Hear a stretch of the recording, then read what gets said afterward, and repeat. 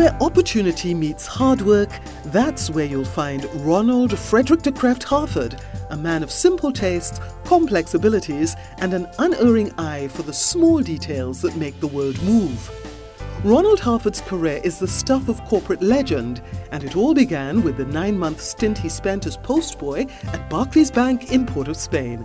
That was almost 50 years ago. His is the resourcefulness of the inveterate problem solver and opportunity maker, steeped in the culture of never say die. These traits have carried him all the way up to the office of Managing Director to preside over the expansion of one of the largest independent commercial banks of the English-speaking Caribbean. Ronald Harford was born into banking, the son of Raymond Harford, a banker with Barclays Bank, and Jean Harford. His family lived in St. Anne's until he was 10 years old when his father was transferred to Guyana. He got his secondary school education at St. Stanislaus, a Jesuit college in Georgetown, which reinforced his lifelong values of discipline and hard work.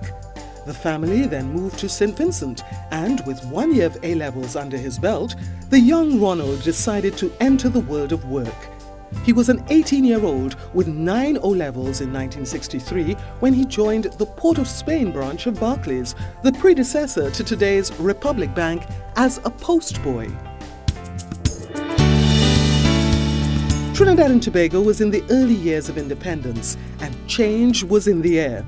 At Barclays Bank, expatriate members of staff were returning to the UK, opening up job opportunities for nationals. Ronald Harford was on spot to take the next leap up. He was successfully studying for his banking qualifications, and the bank had seen enough promise in him. He was posted to Rio Claro, where, when faced with the sudden prospect of running the branch, he got a crash course from the bank's messenger in the rudiments of balancing the books.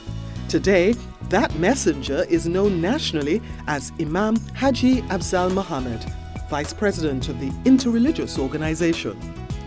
Soon, the resourceful Ronald Harford was given 2-year postings in Barbados, Grenada, and Dominica. By the time he returned to Trinidad, Ronald Harford was a full-fledged Caribbean man, deeply respected for his knowledge of the regional banking system. Back home, his first posting was in Cuba. After that, his rise up the Republic management charts was meteoric. At age 39, he became the bank's youngest general manager. He would go on to oversee many momentous and testing transitions, including the bank's computerization, challenging wage negotiations, worker strikes, and, as newly appointed managing director in 1997, the dramatic bid by shareholder Clico to put directors on the bank's board. It was a battle of epic proportions that would test the mettle of Ronald Harford and his team. There is no better testimony of his character and expertise than the fact that by his retirement in 2007, Republic Bank's shares had rocketed from around $10 per share to $113 a share, bringing huge rewards to loyal investors, including Clico. Today, as he enters his 10th year as chairman of the board of directors, Ronald Harford's focus is on succession at the bank and within the wider society. One of his proudest initiatives is Republic's YouthLink apprenticeship program, which trains young people in the basics of running their own businesses and which enjoys a success rate of 99%. As chairman of the UE Development and Endowment Fund since 1998, he has also led the effort that now has $17 million available for student bursaries.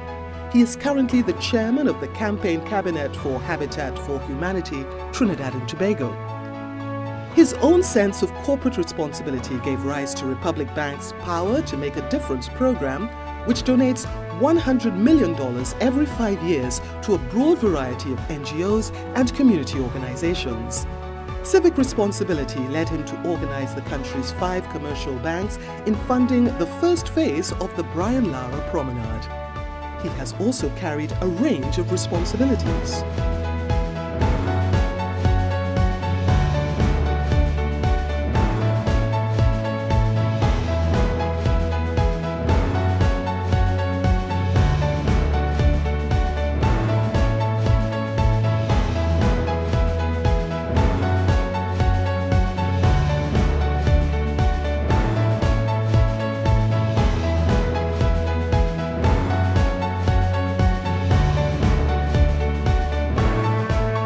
has also received numerous honours, including